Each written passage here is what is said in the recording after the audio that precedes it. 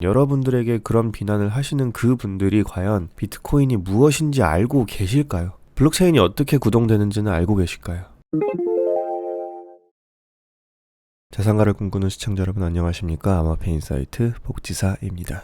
영상을 보고 계시는 시청자분은 암호화 자산에 투자를 하고 계신 지 얼마나 되셨을까요? 저는 이 시장을 2017년도 10월쯤부터 계속 주시를 하고 있습니다. 코인복지사라는 채널을 운영해 온 지도 굉장히 긴 시간이 흘렀는데요. 사실 제가 처음 유튜브를 시작해야겠다라고 생각할 그때와 지금은 굉장히 많이 상황이 바뀌었다고 할 수 있을 겁니다. 17년도 불장 때만 해도 시골 구멍가게 할머니께서도 비트코인 매수하실 정도다라고 할 정도로 사람들한테 유행이었고 뉴스에서도 하루가 멀다 하고 보도가 되었고요. 직장인들은 이게 인생 마지막 기회인 것처럼 투자를 했고 회사에서도 하루 종일 업비트만 쳐다보고 있는 그런 상황이었습니다. 사실 그때 암호화폐는 사람들에게 주체할 수 없는 미친 소 같은 그런 느낌이었고 경마장의 경주마였고 정부에서는 어떻게든 목줄을 잡아매서 진정을 시켜야 하는 그런 존재였습니다. 하지만 지금 2020년은 상황이 좀 다릅니다. 한국은행은 2018년부터 암호자산이라는 이름으로 새로운 시대를 준비하고 있고요. 국내외 여러 기업들도 블록체인 관련된 사업들을 진행하려고 하고 있습니다. 그리고 종종 들으시겠지만 국내 지방 도시에서 공무원들을 대상으로 공무원증을 블록체인으로 발행한다던가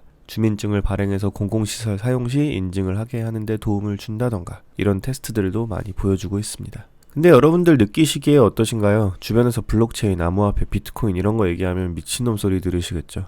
너는 아직도 그런 걸 하고 있냐? 그거 사기 아니냐? 얘 흑우네. 뭐 이런 이야기를 아마 들으실 겁니다. 근데 한텀 쉬고 다시 한번 생각을 해보시면 여러분들에게 그런 비난을 하시는 그 분들이 과연 비트코인이 무엇인지 알고 계실까요? 블록체인이 어떻게 구동되는지는 알고 계실까요?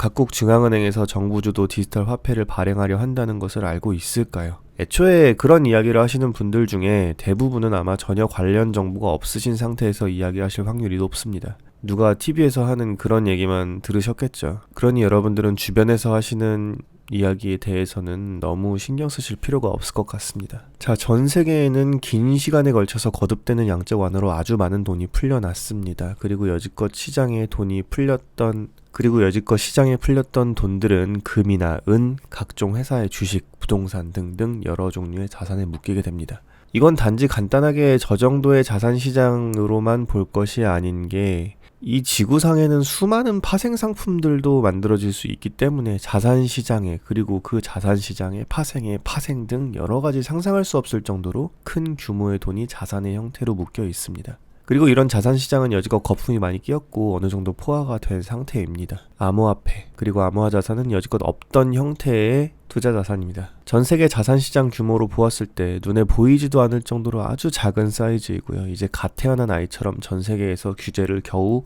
고민하고 있는 정도입니다.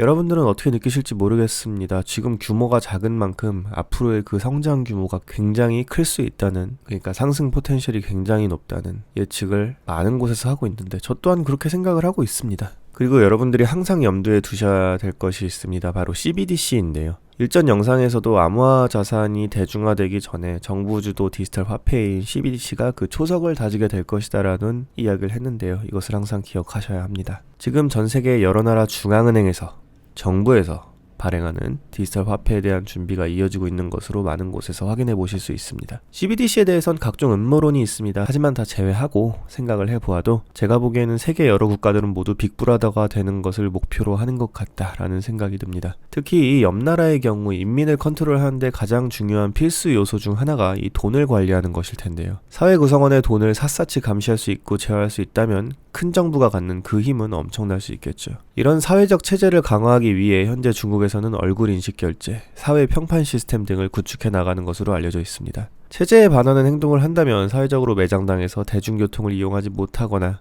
여러 가지 사회적 불이익을 주게 될 것으로 예상을 해볼 수 있는데요. 현재로서는 그런 상황이 일어났다고 가정했을 때 현금을 사용해서 국외로 망명하는 등 여러 가지 시도를 해볼 수 있을 것입니다. 그러니까 일상생활에는 문제가 없이 살아갈 수 있다는 거죠. 왜냐하면 현금이라는 시스템이 아직 존재하니까요. 하지만 나라 전체가 디지털 화폐만을 사용하게 된다면 이런 상황에서 국가가 개인을 컨트롤하는 게 아주 쉬워질 수 있을 거기 때문에 사회주의 국가에서는 이런 시스템을 최대한 빨리 갖추려고 할 것 같다라는 예상도 해볼 수 있을 것 같습니다. 뭐 이런 쪽으로만 이야기해보면 좀 부정적인 면만 보이는 것 같은데 CBDC는 그 여러 면에서도 긍정적인 영향을 줄 수 있습니다. 요즘같이 그 질병으로 인해서 사람들이 사회적 거리를 두고 있는데 이로 인해서 아주 활발해지고 있는 사업군이 바로 언택트죠. 사람과 사람이 직접 마주하지 않고 모든 면에서 비대면으로 진행하는 그런 트렌드입니다. 이로 인해서 많은 기업들도 자신들만의 암호화폐를 만드는 것이 아니냐라는 예측도 여기저기서 들려오고 있습니다.